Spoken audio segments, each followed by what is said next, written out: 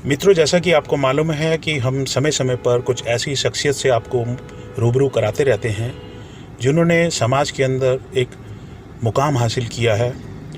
और उसी कड़ी में आज हम एक ऐसे व्यक्तित्व से आपको रूबरू कराने जा रहे हैं जो कि साहित्य शिक्षा के क्षेत्र में आज किसी परिचय का मोहताज नहीं है। जी हाँ, बिल्कुल, उनका नाम है डॉक्टर अशोक लव। तो हम सीधा आपको डॉक्टर अशोक लव सर के पास लिए चलते हैं और उनसे जानते हैं उनकी जीवन यात्रा के बारे में, लेखन के बारे में, शिक्षण के बारे में, तमाम इन चीज़ों के ऊपर हम चर्चा करेंगे। डॉक्टर साहब नमस्कार। नमस्कार डोगरा जी।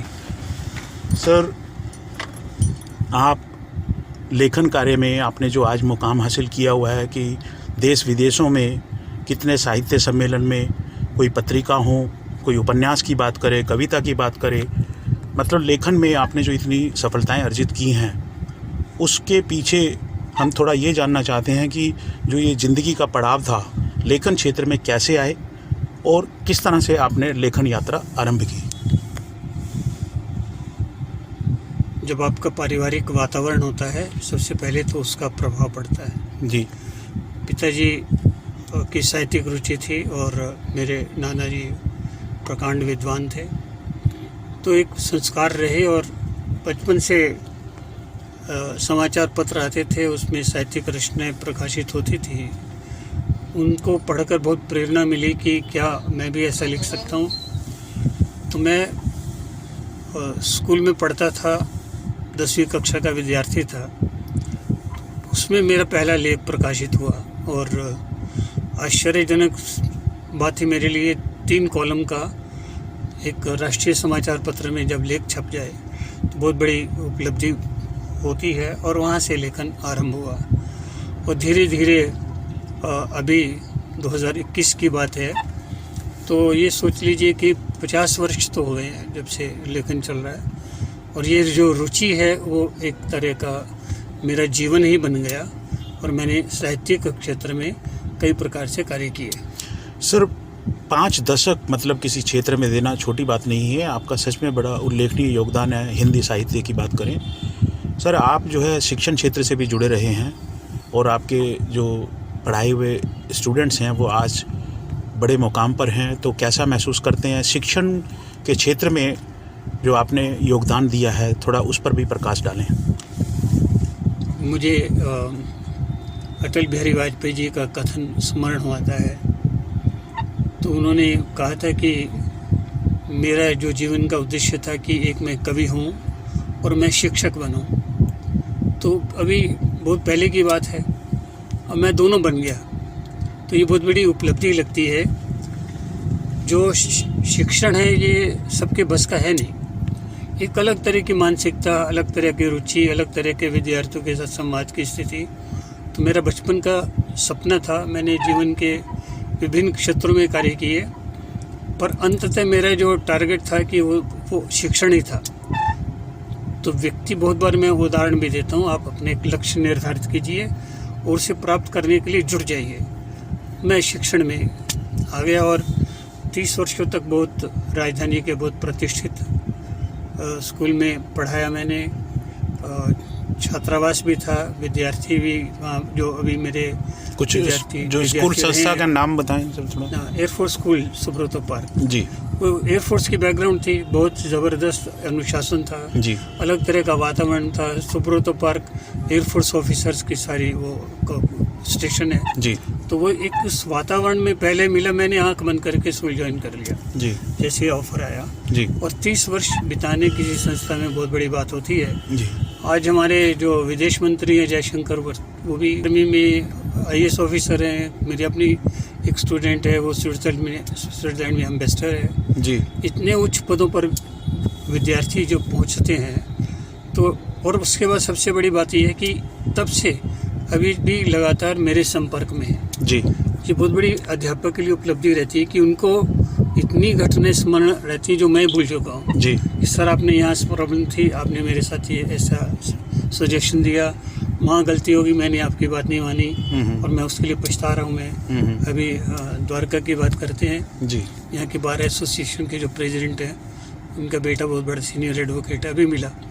तो वो पहला वाक़या यह था कि आज मेरे ऑफिस में आए हैं, तो कल मैंने पूजा की थी, असली जो संत महात्मा है वो आप आज पहुँचे मेरे यहाँ, तो मेरा ऑफिस धन्य हो गया जी। ये एक अध्यापक के लिए बहुत बड़ी उपलब्धि की बात है जी। तो शिक्षण जो है ना, एक अलग मानसिकता का व्यवसाय, एक नौकरी नहीं है जी। एक समर्पण, एक विद्यार्थियों का प्रेम का भाव, एक ज्ञान को एक पीढ़ी से अगली पीढ़ी तक देने के माध्यम आप बनते हैं जी। तो इतने वर्षों तक जो मैंने पढ़ाया, विद्यार्थी जो आज भी सम्मान करते हैं जी, ये उपलब्धि की तरह है। सर, आप शिक्षण के अलावा पत्रकारिता में भी बड़ी सक्रियता रही है आपकी, और पत्रकारिता और आपका शिक्षण आपको लेखन में कितना उसने मदद किया? पत्रकारिता का सबसे बड़ा लाभ ये रहता है कि आप ना सामयिक घटनाओं के साथ जुड़े रहते हैं।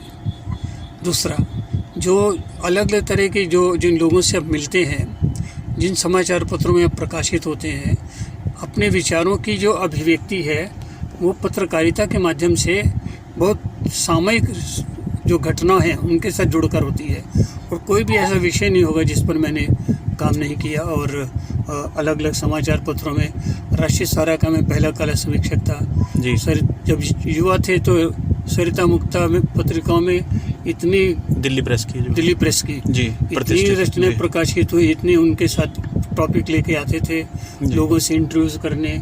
दैनिक हिंदुस्तान में मेरा वीकली कॉलम था यादों के झरोखे से जी।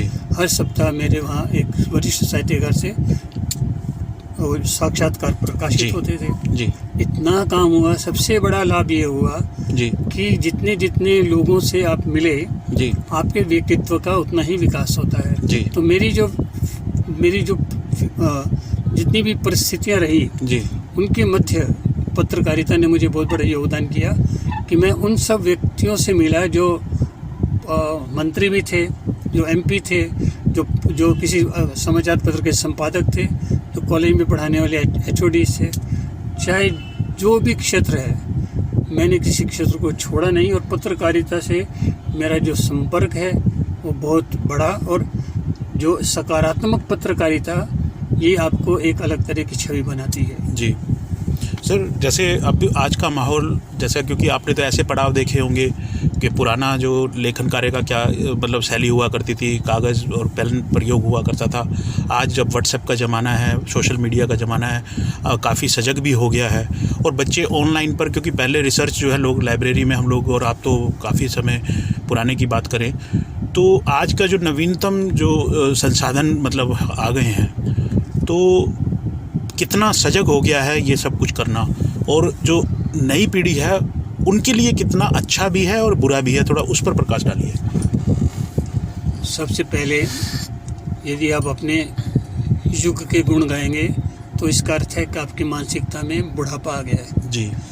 जो वर्तमान है वो सत्य है जी। और जो टेक्नोलॉजी संचार माध्यम जो हमारे पास इतने आ गए हैं, यदि आप उनका सदुपयोग नहीं करेंगे, यदि आपको उनके साथ उस पर काम करना नहीं आ रहा है तो आप पिछड़ गए हैं जी। जो युवा पीढ़ी है वो आपसे 10 कदम आगे, मेरी जो पीढ़ी है ना जी, उससे युवा पीढ़ी बहुत आगे बढ़ चुकी है जी। और पत्रकारिता में तो क्रांति आ चुकी है जी।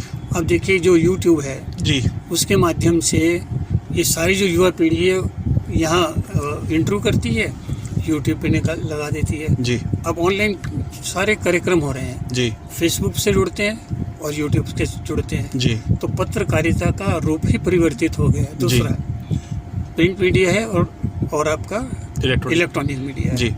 अब छोटे जो ब्लॉग्स हैं जी। उसी में युवा पीढ़ी ने उन्होंने अपने एक समाचार पत्र बना लिया है जी। तो वो उसके माध्यम से काम कर रहे हैं। इतनी अच्छी अच्छी पत्रिकाएं आ रही है जी। जो राजनीतिक और सामाजिक तो है ही, साहित्यिक भी है जी। तो ये जो युग परिवर्तन होता है ना उसको स्वीकार कर लेना चाहिए जी। और नई पीढ़ी जो युवा पीढ़ी है उसके लिए तो मेरा विशेष रूप से आग्रह है कि आपके पास इतने संसाधन हैं जो हमारे पास नहीं थे, आप उनका सदुपयोग कीजिए और आपके भीतर की जो प्रतिभा है उसको, पत्रकारिता का अर्थ है कि पूरे संसार की एक घटनाएं आपकी उंगलियों पर हैं, टिप्स पे हैं जी। आप अपने विचारों को, कहीं भी कोई घटना होती है, मैं छोटा उदाहरण देता हूँ कि मान लीजिए अभी कल घटना आ रही थी फ्रांस और बेल्जियम में बाढ़ आ गई है और बहुत हमारे यहाँ भी बह रही है जी। आप कारण देखिए कि बाढ़ जो वो जो इतनी आ रही है, जो पहले कभी नहीं आई, क्यों आई है? तो इसके साथ जुड़ गया जलवायु परिवर्तन जी उसके साथ आ गया ग्रीन हाउस वगैरह, जी यदि समस्याएं हैं, प्रदूषण है, तो इसके साथ जोड़कर ये पत्रकारिता का आपका एक आर्टिकल बन गया। जी जी तो इसको सजग रहिए और सतर्क रहिए। आपके आसपास क्या घटित हो रहा है तुरंत आप लिखिए, और जो भी आपके पास माध्यम है उसके माध्यम से उसे आप अभिव्यक्त कर दीजिए, चाहे वो लिखा है, चाहे वो यूट्यूब है, चाहे वो आप वो ऑडियो के रूप में कर लें, या वीडियो के रूप बना रहे हैं या लिख रहे हैं आप, तो ये आप पर निर्भर करता है। ऐसी सुविधाएं हमारे समय में नहीं थी।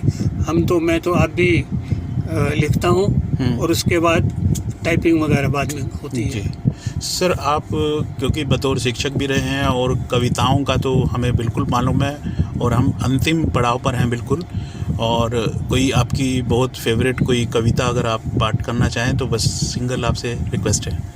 देखिए, अब कविता दो मेरे पंक्ति भी अगर आप सुना जीवन की जो कविता है ना, जो जी वो जीवन जो आप कुछ भी बन जाइए, जी जो आपका कवि रूप है ना, वो आपको जिंदा रखता है, जी संवेदनशील है। जी एक कविता मेरी बहुत प्रसिद्ध है, मेरी पुस्तक का नाम भी है लड़कियां छूना चाहती हैं आसमान, जी सर। और एक कविता है लड़की। मैं 3-4 सुनाऊंगा पंक्तियां उसकी तरफ। जी। झट बड़ी हो जाती है लड़की और ताड़ के पेड़ सी लंबी दिखने लगती है, उसकी आंखों में जगने लगते हैं नए नए स्वप्न, वे हवा में उड़कर कहाँ घुमाती है, वे कभी चांदी के पेड़ों से सोने के फूलों को तोड़ती है और एक सपनों का संसार बसा लेती है। हर लड़की को लांघनी होती है दहलीज, और दहलीज के पार का जीवन सोने चांदी के पेड़ों से तक सीमित नहीं रहता।